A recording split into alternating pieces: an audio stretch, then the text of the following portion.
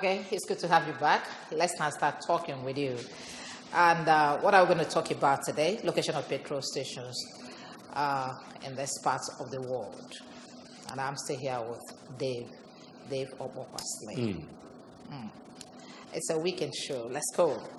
So, and petrol or gas stations, that's how it's called in some civilized clime. It seems to be a new wave of business that is thriving very, very well in this part of the world. Has the indiscriminate siting of these filling stations in all the nook and crannies of the states. So today, if possible, we are going to look at the rules guiding siting of petrol stations. Not just here, all over the world. Man, I get butu can they buy what's a fine. So I got apply local language, which is Igbo language. Or when they join line a house, kai we never na this particular problem.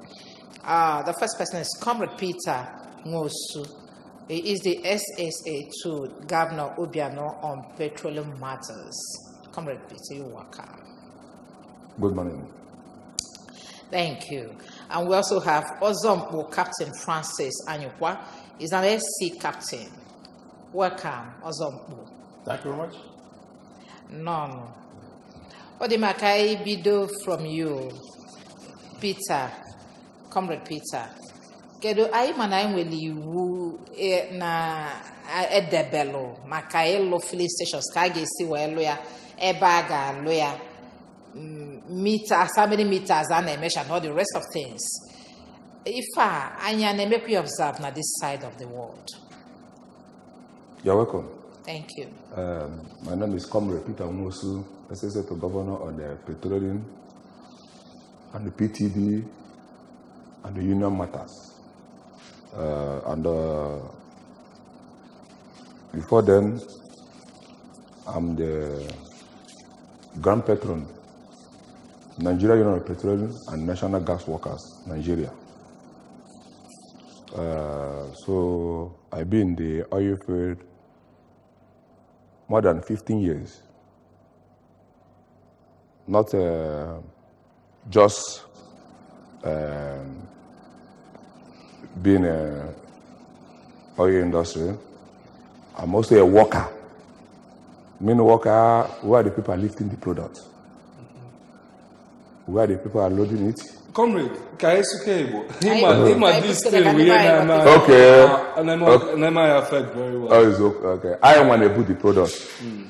Ne bugasa na free section this issue.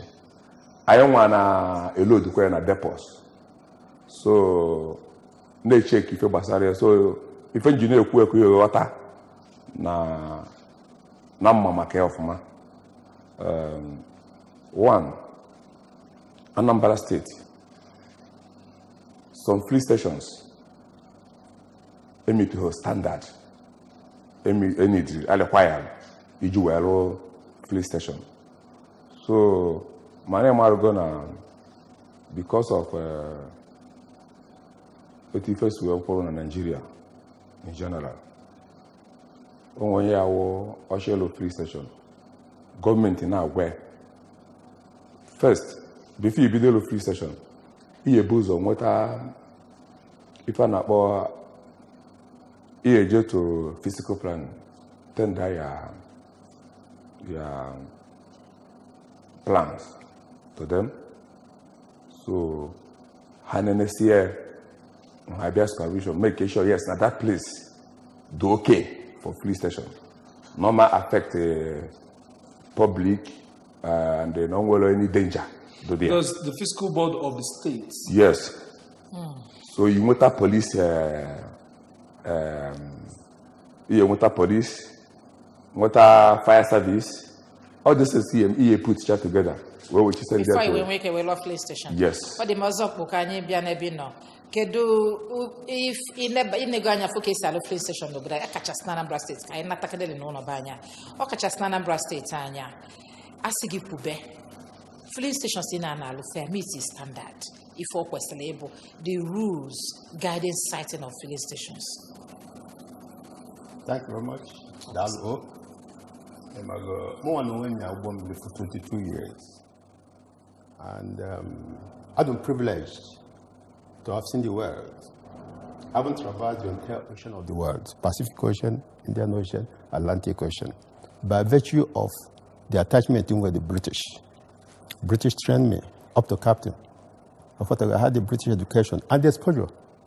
So, Anatamba, even in an Obama, if I suppose it didn't, I didn't mean to SME. What I go? Instead, money first. Money is nothing.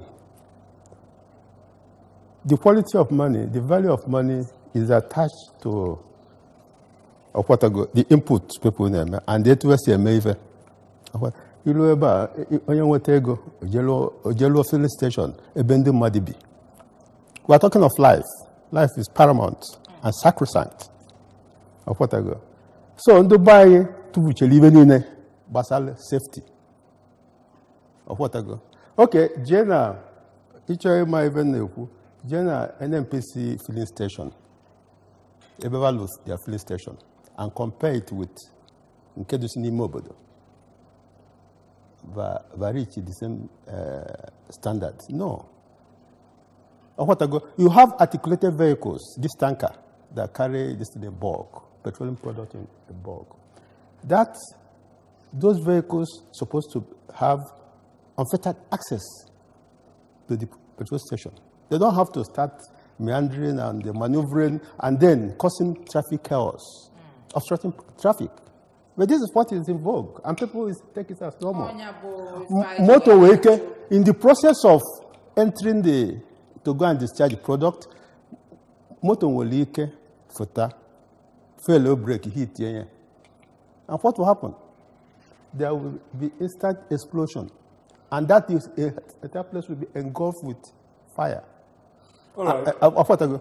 So these are the scenarios we have to present to buttress our arguments. Okay. All right. SSA on this petroleum, this field they call your bulk, especially location. Kedife, under your leadership and the state government is doing to ensure that these locations of petrol stations are safe for residential buildings around. Let me give you an example. There are places you discover that this filling station has been here before residential buildings started locating around it. KKC manage those processes to make sure that and one residential building coming to where and approval for petrol stations, or the petrol stations are located in the middle or around petrol station. Example on I could remember something that happened. I think one of the days I was coming to work, this articulated vehicle was trying to enter into a filling station, and before he could turn or meander the junction, it was like everything had to hold. Or a serious human and vehicular activity. How do we ensure that the system is the correct standard or Okay, you're welcome. To start with,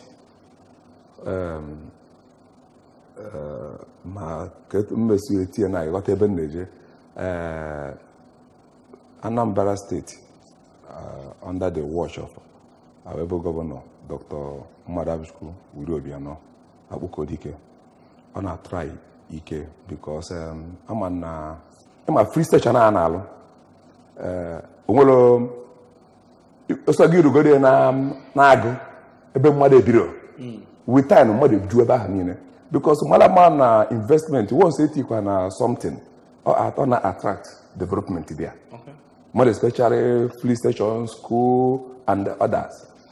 So but now if a governor is one now any station adoro development overcome go that place. I bought the person when you're here near a neighbors or located the station. But in a situation where the person locates go for a long time, movement of business is very difficult. Okay, what is being done to ensure that residential buildings do not locate around that filling station? So, or making sure that one with distance people before they locate. Yeah, does it mean that the fiscal board are draw up and doing in ensuring that those standards are met? they are up and doing. Sometimes, as a Kaiwo as a captain who retired, if you're going to fiscal board, they are human, have a spirit. Okay. Yeah, mother yapata without her plan. We move to the side. Now, so the next thing I phone was Akushi Hakwana the place. Now, Loyana, for nobody. So before you know it, you may pay your brother's family expect. Your brother had attended them. We are talking of sighting, location of that people. Don't worry, we're coming back. Let's get to the streets and then talk to some people who are coming back, please. For me, I don't think it should be near residential buildings or where people stay because it has caused many problems, many havoc, like the one that happened in Anambra, that was last month, and the one that happened in Onitsha, that was 2 days ago or yesterday. Petrol stations supposed to be built where people are not just where people are not around, so that if there's in case of any fire outbreak, it will not affect any people. It should not be located within the residential areas because the risk is very, very high. Though it should be within the neighborhood, but not within the residential areas. I'm of the opinion that whenever a petrol station is about to be located, let it be located where it will be convenient for the people to access it, one. Then two, you should consider the environmental impact assessment. That should be done very, very well. The way you do the environmental impact assessment, and government should also be informed, should also be aware.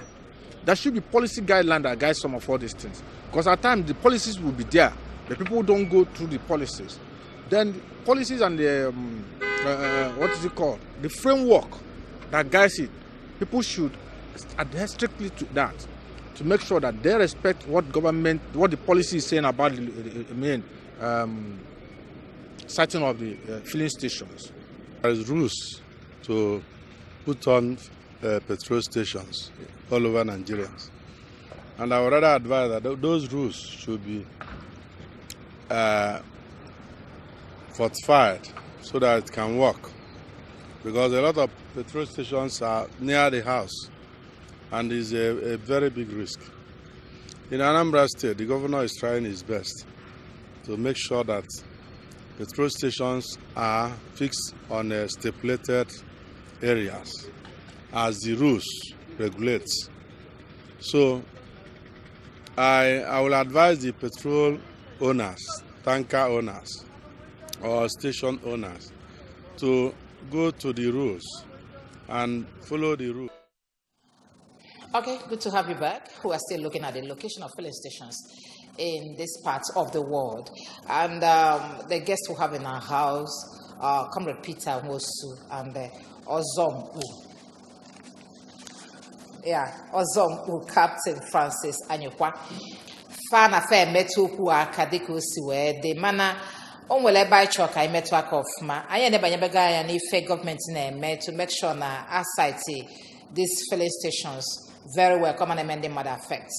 And government has taken over what do you call that? A filling station around DMGS roundabout in Onitsha. Far earlier. Then settle on you because of the location be very bad. I work idea if I'm going to come up a junction, a bypass, and all the rest of them. But then there are new ones that are springing up. Judging from the rules, AJ filling station in Jebanwa, Osini gain 500 meters, square meters from Ebe Madubi, Ebe Uzodi, and all the rest of things. The of one na ebintesen emitro this standard. Also, when you go an example, CJ na NNPC card yabafo. Can you focus here? If you no meet the standard, if you can, if you and the banya may meet the standard, a low filling station, or twist where you are. Peter, I'm coming back to you before we get to example. Look, you haven't got before.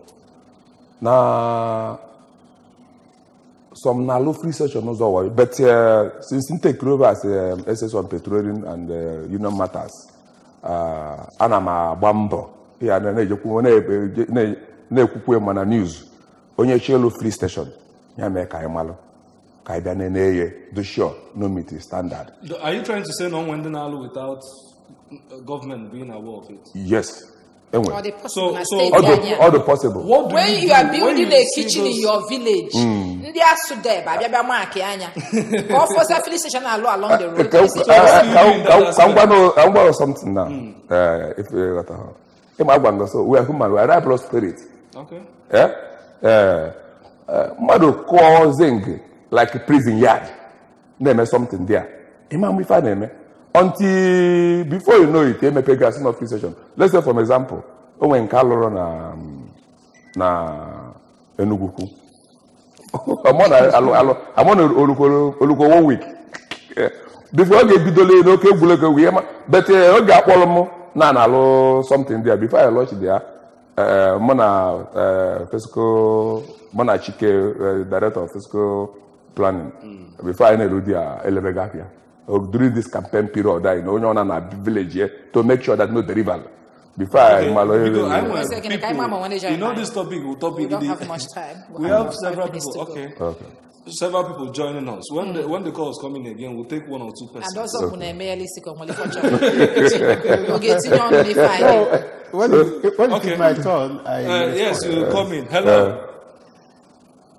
Hello. Good morning. Your name and where you're calling us from? Good morning, baby. Good morning, Isaac. Good morning. Yes. Thank you. Okay, go on. Because in 30 seconds, so that we can take other people. Correct something. I want to discuss it directly to the expert. Please don't say you don't know that those things are going on in our state. Because I know that there are rules and regulations that guide the position of the fueling stations. And there are people that are supposed to man the affairs of the source. So, and I'm starting to think that people are just near for the land, not because of men. The physical planning body, the accident is there, and it's working properly. So, I don't want to agree with you that people don't know when and how the issue are doing it. Okay. Thank you very much. Thank you. Let's welcome another person. I want to say that Engineer John Paul, thank you for calling. Because of time, highest 1 minute, yes, so that we can take just other go straight persons. to the point and drop. Hello, good morning. Yes. Hello, good morning. Go on. Hello, good morning. Good morning. And all the work I know on the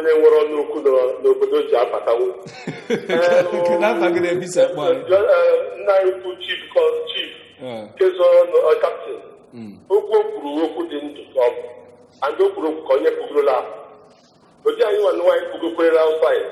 And I call Anambra State so because the other man tell you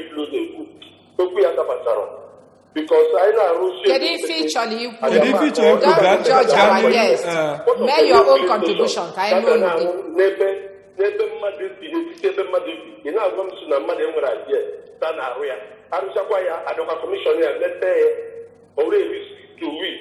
So because so many have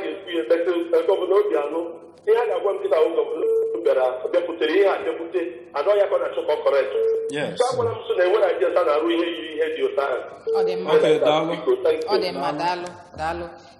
Introduce yourself, then go straight to the point. Go officially put Anya Potbataragina phone, judge about our guest. No, just make your own contribution. If I try this morning, okay. Also, Wanya Potbatagugi. Thank you very much.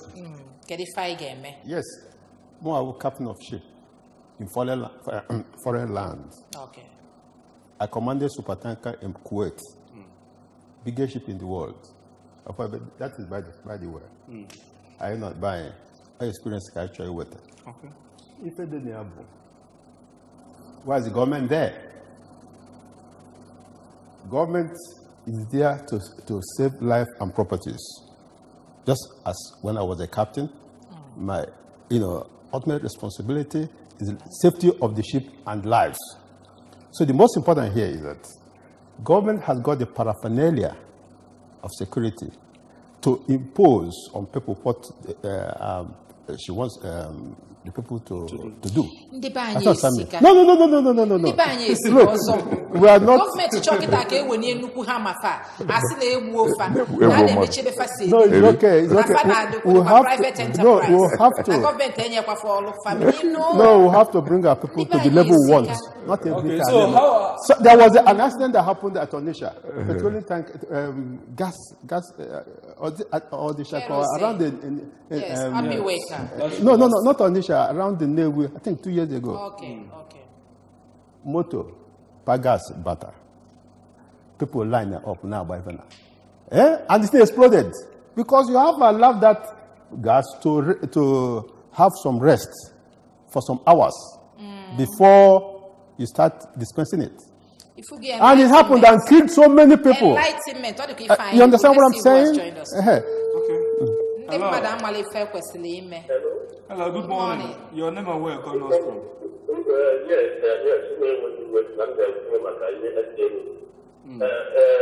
Biko, John Paul, in 30 seconds. In 30 seconds so that we continue.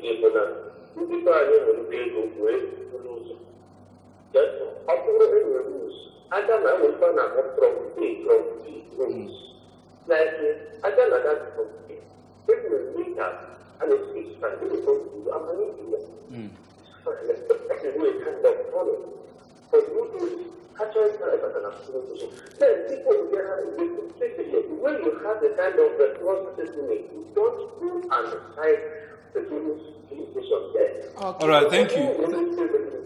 Thank you very much. Okay, I think we've given you enough time this Biko, morning. 30 seconds. Can do some way you can bataka in a very short period.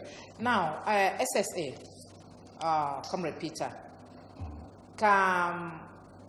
I work in I put it on because I never represent in the I represent government, I represent in the Obana. Yes. Fakuna, now Brona Marana cite this thing. No, Nanaga, MS settlement, and Mania Afros if Fenaga Naga. Just like in Kijuenya example. No other possible Namarona that's not free station can I bet you Obrona my legion. So since in take over, not up to 1 year in August till now, I think it make some change. So no yes. So okay. Kedife residents will do when they see those kind of things coming up? Round up 30 seconds, please. They just contact us. My number, my office is very open. Where is your office? My office is in the government house, Petrol committee office, opposite in the other community bank. Okay. So I'm by number, so and then I'm access the issue concerning it. You go anywhere, if run at the station. Just inform me immediately. I will not go there. Petroleum committee office. Yeah. In the yes, my confessor. Yeah. So can drop a message. No. We are leaving. Also, we could do on the banyo. Dubai, Oyobula, Jilimwayo. Life and we can duplicate. On your one go. We have to help the government. Yeah. We have to help the government. Not the government will do everything for us. If government tells you do this, do it. We have compromised everything in this world just to eat food and shit. Sorry, I'm making it. I'm making that statement. Because that is the only thing we do. Do we behave like Americans? Do we behave like Britain? We don't achieve much. We only run creature comfort. Like that's what I'm saying. Thank you. Onwelo meeting Mpolo now. I went by Tuesday concerning the cooking gas because onye genti. I am not cooking gas in the men as on free session now. Yes. So when governor, Adame check a governor. Yes, Adame check a governor who will be far act. Don't for for that no dollar. I start work immediately. So if very no short time, you have a difference if you was that one. We're looking forward to that. We are looking for because that one is very no, don't worry. I'm on the top. I'm on top of the situation. Yeah, it's horrible. Let's go, please. Well, thank you very much for coming. Join us this morning. In fact, I got Bani Ferika line sign on a beam. I've been like this before, which means that this particular thing concerning the matter of my comrade Peter Wosu, SSA to Governor Obiano on Petroleum Matters. Thank you very much for joining us this morning. You're welcome. And then Ozombo Captain Francis Anyukwa, SC Captain. Thank you, Ozombo, for joining us this morning. Okay, thank you very much. Okay, thank you. And we are coming back. We are not yet done. Just to stay.